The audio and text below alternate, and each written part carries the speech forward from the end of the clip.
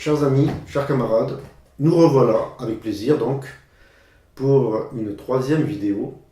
Cette vidéo sera consacrée au front de gauche, qui a été là à un moment donné la stratégie envisagée par le parti de gauche avec d'autres partenaires, et le moment de grandeur qui a été celui des élections présidentielles de 2012. Donc le front de gauche, ce moment de grandeur, mais on va voir ensuite que peut-être ça n'a pas été au-delà des espérances que nous avions en tête.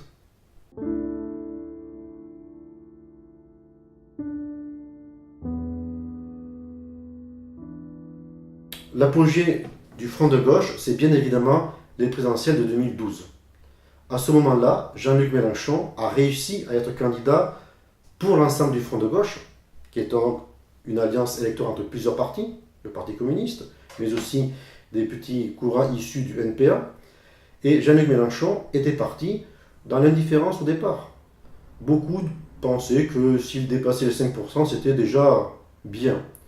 Mais au parti de gauche, nous avions l'idée dès le départ que le courant que nous incarnions devait être à vocation majoritaire. Et la campagne que nous avons menée a été extrêmement dynamique. Elle a embrasé les foules, les meetings étaient enthousiastes, et au final, nous avons fait 11 et quelques pourcents. Alors bien sûr, 11, c'est insuffisant pour notre second tour, car nous sommes à vocation majoritaire. Mais 11%, c'était la première fois depuis 1981 et Georges Marchais qu'un candidat à la gauche du PS dépassait les 10%, faisait un score à 2 chiffres. Ça a été un moment extrêmement exaltant de campagne où beaucoup de personnes qui étaient désabusées par les échecs répétés depuis plusieurs dizaines d'années ont appris à nouveau à parler majoritairement ou potentiellement majoritairement. Il y a aussi une autre chose qui est dans le prolongement de cette campagne de 2012, c'est ce que j'appelle les marches après-campagne. En France, sous la Ve République, il n'y a que lors des campagnes présidentielles qu'il y a les foules qui se déplacent et qui se mobilisent. En temps non électoral, le militantisme est plutôt réduit. Et nous, après cette élection présidentielle, nous avions organisé à Paris 3 grandes marches. En septembre 2012, contre le traité européen que François Hollande avait promis de renégocier en tant que candidat.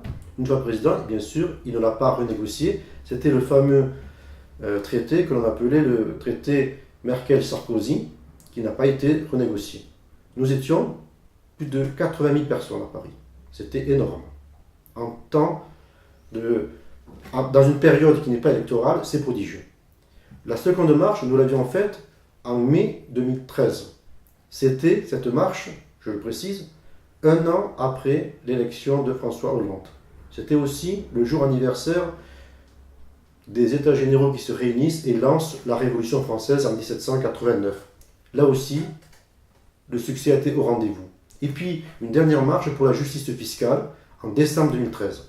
Cela montrait que le front de gauche avait une dynamique, pour peu que sa stratégie soit encore maintenue, clairement.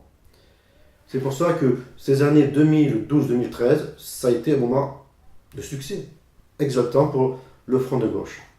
Malheureusement, dès lors que la stratégie est biaisée, les meilleures idées ne peuvent donner des résultats convenables.